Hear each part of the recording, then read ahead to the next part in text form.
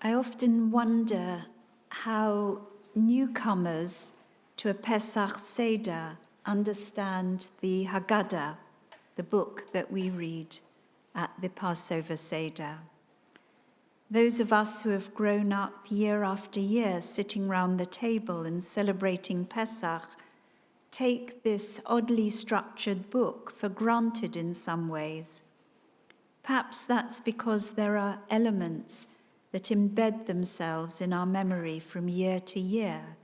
The 4 cups of wine, the karpas, the parsley dipped in salt water, the matzah, the telling of the story that stops and starts like an unreliable motor, the bitter herbs, the maror, the Hillel sandwich, the hidden matzah known as the afikoman, and the strange kind of nursery songs at the end, some of which carry slightly ominous messages. It isn't just the structure or non-structure of the Haggadah that bewilders us. Like the Siddur, our daily and Shabbat prayer book, texts range from biblical to Talmudic, medieval and modern, with no chronological coherence. And moreover, it's a liturgy that is still being written and added to. I cannot begin to tell you how many supplements and additional texts I have received, especially this year.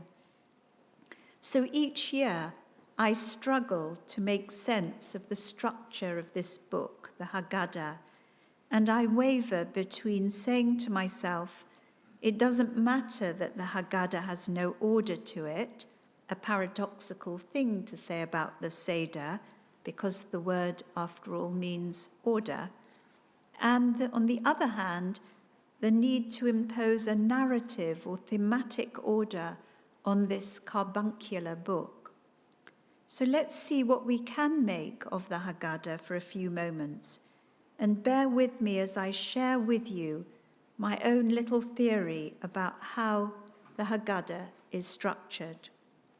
The traditional order begins with Kiddush, the blessing over the first cup of wine, reminding us of the first promise God made to Moses in the book of Exodus.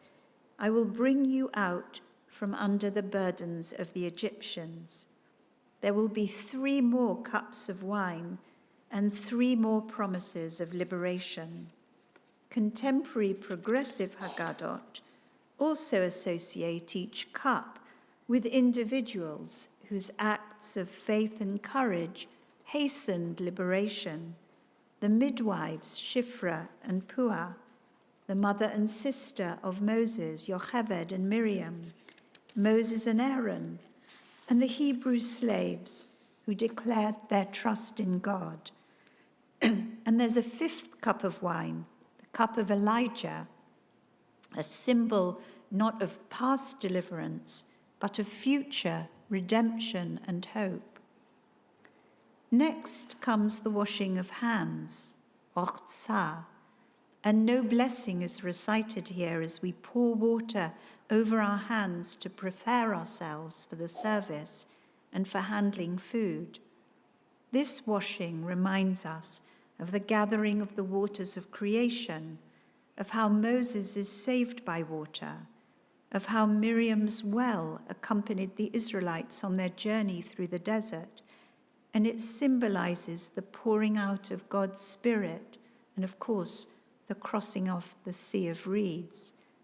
Later in the service, we will pour a cup of water in remembrance of Miriam, and between the 4 cups of wine, we'll cleanse our palates with sips of water.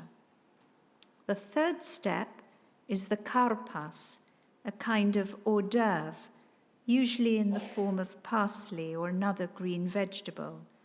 This is dipped in salt water. A blessing is recited and it's eaten. And this is the first of 2 dippings referred to in the 4 questions. The second dipping will be of maror in the charoset, an act that softens but does not remove the taste of bitterness. The fourth step, known as yachatz, breaking the matzah, is accompanied by the words, "This is the bread of affliction," or "This is the bread of misery our ancestors ate in the land of Egypt." One part of the broken matzah will be hidden for the children to find after the meal. This is the part that I find most magical in the Seder. This flat, unrisen piece of bread occurs here at the beginning of the Seder as a symbol of our poverty, our affliction, our slavery. But by the time the children find it, and it's broken up into tiny pieces for each participant to eat right at the end of the meal, the last thing that we should eat at our Passover Seders, it has become the bread of freedom and redemption. So I've mentioned these first 4 steps in the Seder because I see them as a kind of prelude to the whole Seder. Think of the opening of a musical or an opera with its overture that includes key motifs from the rest of the show. Perhaps that's not what you have here, not musical motifs, but themes, food, and rituals that are going to be played out more fully in the rest of the Seder. The cups of wine, the way in which water plays such a crucial part in the narrative of the Exodus, saving the baby Moses, the crossing of the sea, the well that accompanied the Israelites through the desert, the dipping that occurs a second time, and the matzah, which, as I've said, takes us from slavery to freedom. So each of these 4 elements is going to occur later on and find its development in the Seder as the story unfolds, as we meet the various characters of the Haggadah, the 4 children, the 5 rabbis, the biblical figures of Abraham and Joshua, Moses, Pharaoh, Rabban Gamliel, and of course us, individuals, who in every generation must see ourselves as if we were the ones who actually went out of Egypt. I wonder if my search to impose a structure on the Haggadah is born from a need for order and calm in the world.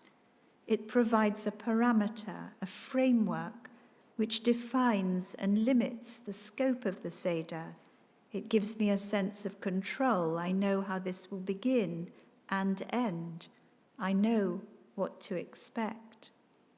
But I strongly suspect that the paradox of the Seder is that it has no Seder, no order. It has no limit and no framework.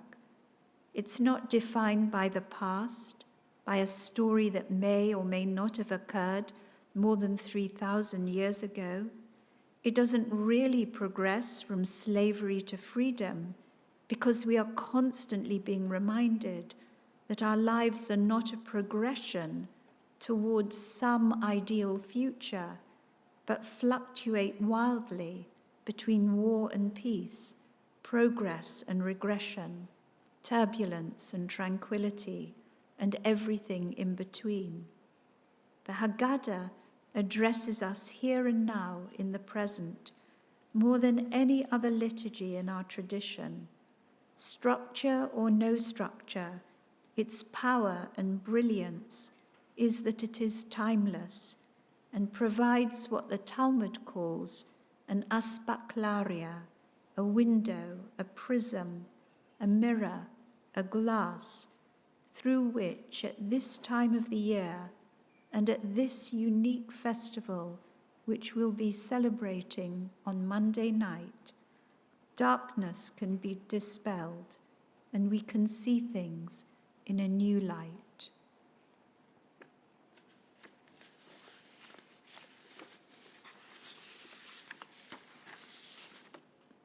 We continue our service now